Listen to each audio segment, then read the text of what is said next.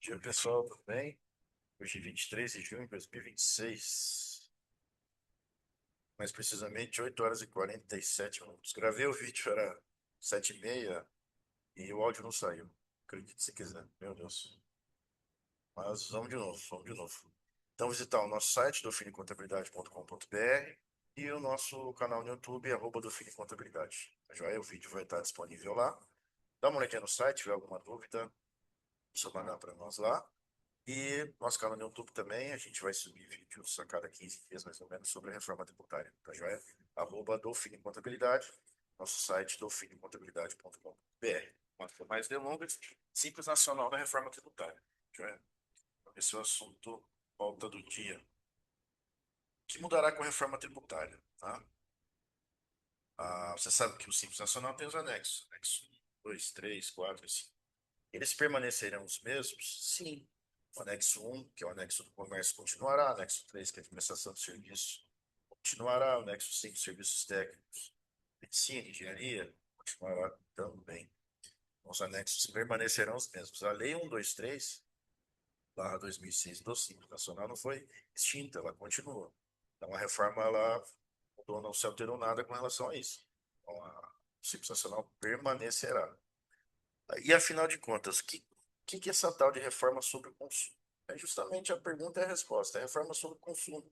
Itens que nós consumimos, nosso dia a dia, arroz, feijão, serviços que nós consumimos. Então, a reforma é sobre, principalmente sobre esses itens.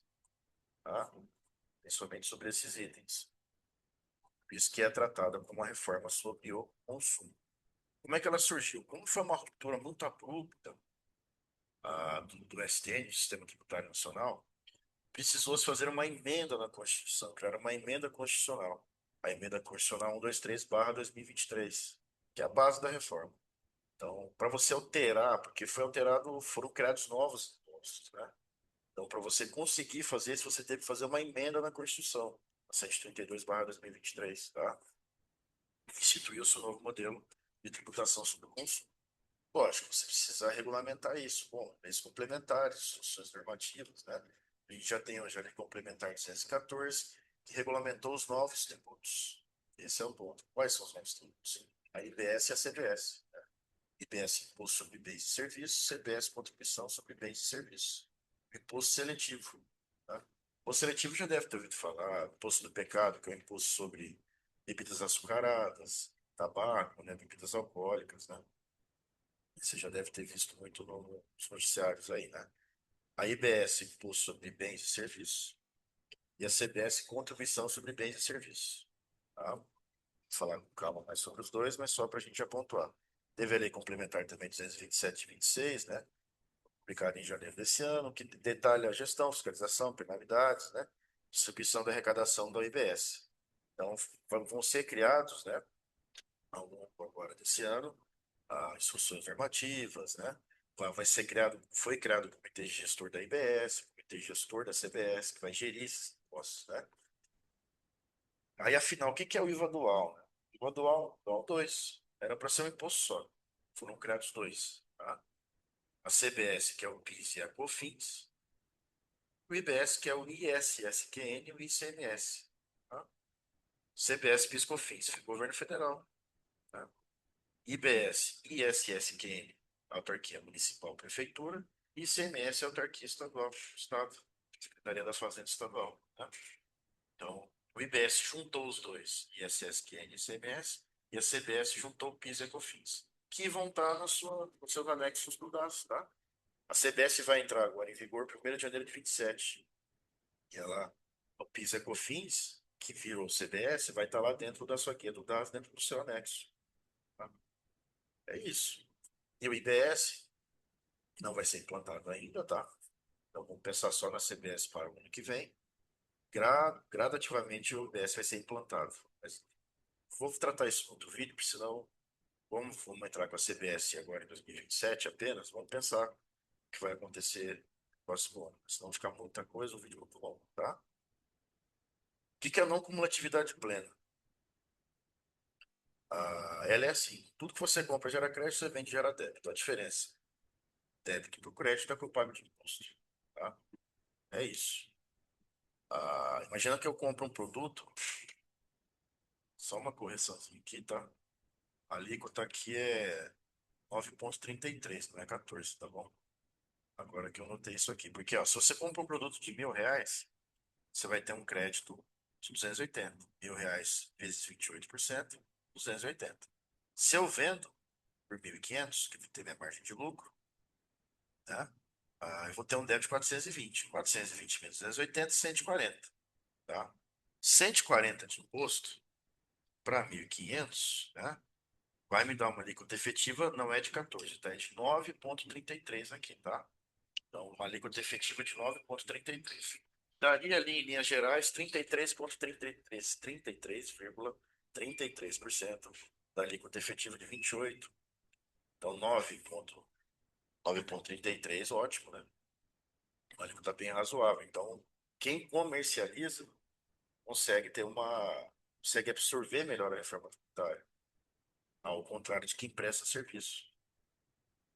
Porque você não tem esse crédito. Então, você vê onde já começa a gente reparar essa absorção dessa reforma tributária, tá? Então, quem presta serviço não vai ter esse crédito. Porque se eu presto serviço, eu não tenho um item de compra, não estou revendendo, estou prestando serviço. Ou é intelectual, é mão de obra, enfim. E aí, da onde eu vou obter esse crédito? Eu não tenho. Então, a minha absorção da reforma tributária dessa alíquota majorada de 28 vai ser mais difícil absorver do que uma empresa que revende, correto? Pô, 28% pagar 9,33 não é um mundo ideal, mas eu absorvo melhor, com certeza. Com certeza eu absorvo melhor. Ainda mais se eu já tivesse no lucro real, por exemplo, não tivesse no simples. Eu já trabalho quando uma atividade plena, por exemplo. Aliás, eu teria crédito de PIS/COFINS de alguns itens, eu tenho crédito de ICMS de alguns itens, então consigo lidar melhor com isso, ao contrário de empresas que prestam serviço. Então, esse é o ponto. Então, vai dar uma alíquota efetiva de 9,33. Essa não como atividade plena. Aí, falou, que são dois, IBS e CBS, não como atividade plena, porque eu tenho crédito, eu tenho débito, a diferença deles gera custo. Muito nome difícil, mas é simples. De dois, não como atividade plena. O que é isso? Tenho crédito, vendo, tenho débito, a diferença pelo outro é o custo. Hoje em dia, antes da reforma, alguns itens geram crédito, outros não, de PIS/COFINS. Entende? ICMS, alguns têm substituição, alguns têm isenção, geram crédito, outros não. Então, a ideia de simplificação é essa. Tudo vai gerar crédito, tudo vai gerar débito. A não ser que seja uso e consumo. A diferença dos dois é o imposto. Nesse sentido, vai simplificar quando não tem uma atividade plena, ou seja, tudo gera crédito, tudo gera débito? Sim, em certo sentido, sim. Não precisa pegar o item e estudar se ele é isento, se ele é monofásico, se ele é isso, ele é aquilo. Geraria simplificação? Nesse sentido, sim. Só nesse sentido, somente. Tá? Porque entra a última análise. Você está vendo o simples. Você vai ter que pensar se eu vendo para consumidor final ou para empresa. Por que é tão importante essa análise?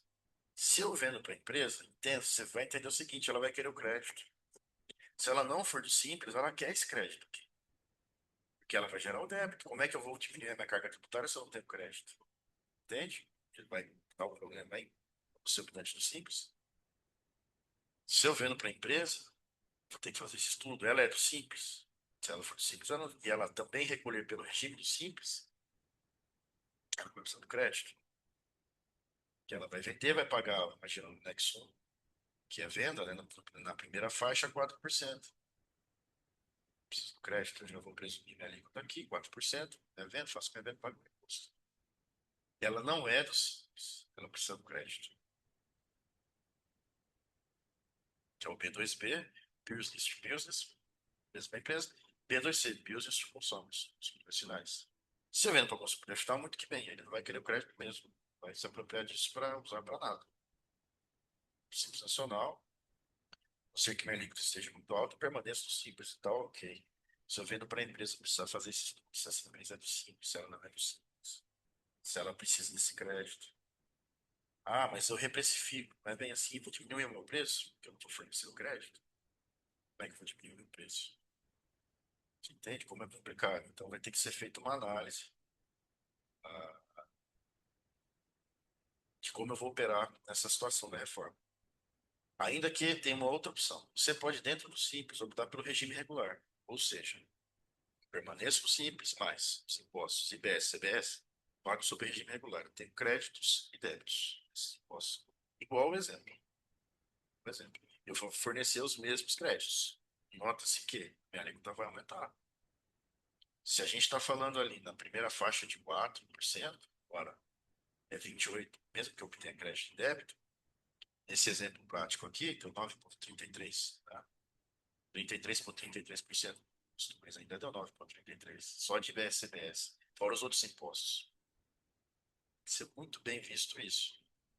Então, você tem que ver a faixa de faturamento que a empresa está, consulta sempre seu contador, né? Esse contato nosso, contador de empresa, ele vai ter que aumentar, ele vai ter que intensificar, a gente vai ter que entender muito bem o negócio. A empresa vai ter que ter o financeiro dela muito bem controlado também, né?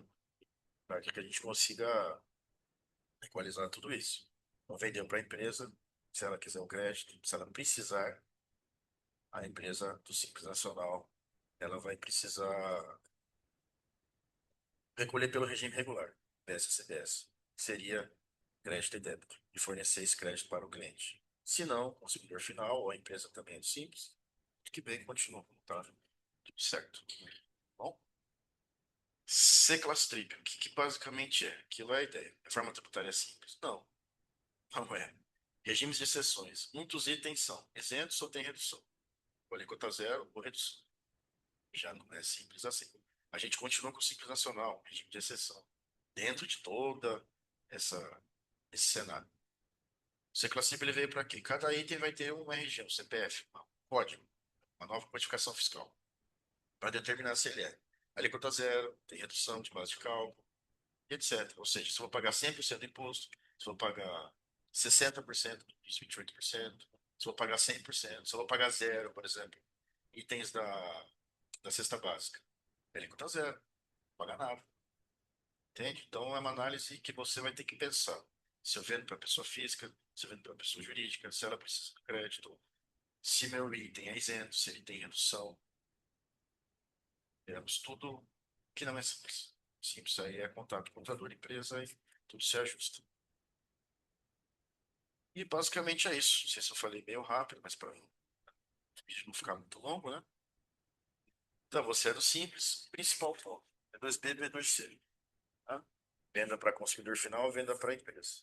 Se ela vai precisar do crédito ou não. Isso, acredito que agora, depois do mês de junho, julho, esse diálogo já vai começar entre empresas, né? Olha, você é do Simples, eu sou, você, enfim. Vou precisar desses créditos, para isso, vai rever contratos, especificação, enfim. Eu acho que vai partir daí. Esse ano tudo vai se ajustar nesse sentido. Ah, só o perdão ali, os 14% a 9,33%. Hoje está em grifo aqui, tá?